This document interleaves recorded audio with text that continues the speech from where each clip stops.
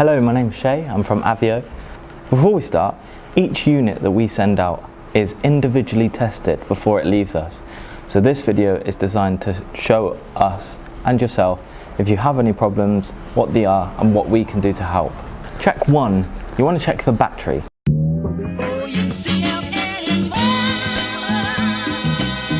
To do this, what you need to do is either take the crank off of the bike or just walk around to the other side, give the PowerSense a little tap.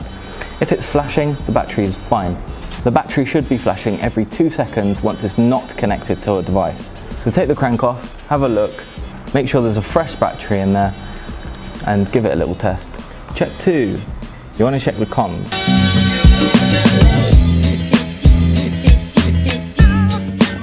The communications. You want to check the communication between the PowerSense and your Android device with the Avio installer app, which is available on the Google Play Store. So step 1, what you need to do is make sure that Bluetooth is enabled. Don't worry, we all do it. We always forget to turn it on by the wall or make sure it's enabled. So just make sure that Bluetooth is enabled before you try and pair to your Avio PowerSense. Number 2, can you connect? If you can connect to your Avio PowerSense, then I'm pretty sure the problem is not the comms between the two devices. Once connected, your light should start to flash every half a second, so ensure that your light is flashing every half a second. So, step 3 of the comms, you'll need to check if there's moving numbers. As you can see, the force number is jumping back and forth as well as the raw force. This is while the crank isn't being rotated.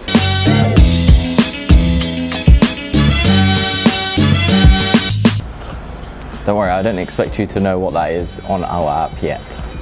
What you'll need to do is just give your crank a little bit of a rotate, and if you look at the yellow line in the middle, you'll see as it starts going up and down as you rotate the crank. This just shows that the accelerometer is working. If your yellow line is going up and down, I'm pretty sure that it isn't the accelerometer that's your problem. Check number 4, the force sensor.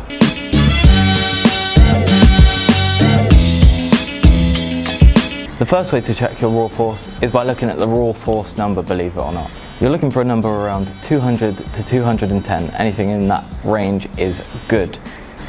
You can see that in the screenshot here. If you have an old sensor without the LED, you're looking for a number for around 60. Another way to check the force sensor is by looking at the force number.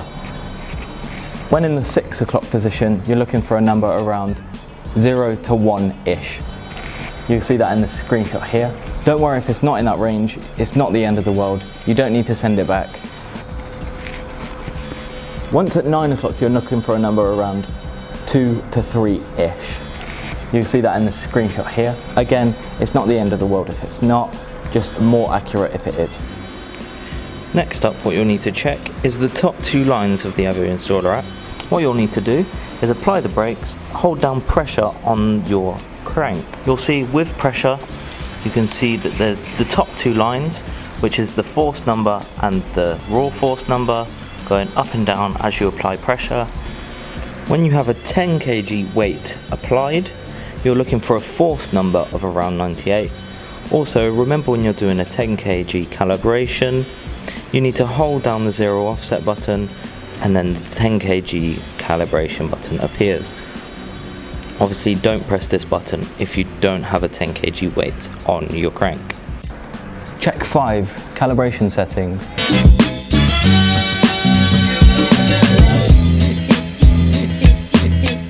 This one's a simple one. All you'll need is your Avio installer app, and you just check the calibration number before calibrating. You should get a number between 75 and 85. As you can see in the screenshot here, we got the number of 78. So everything's fine. And that's it. If none of these problems relate to yours, don't hesitate to get in touch. We're always contactable on our Facebook and Twitter page, as well as email.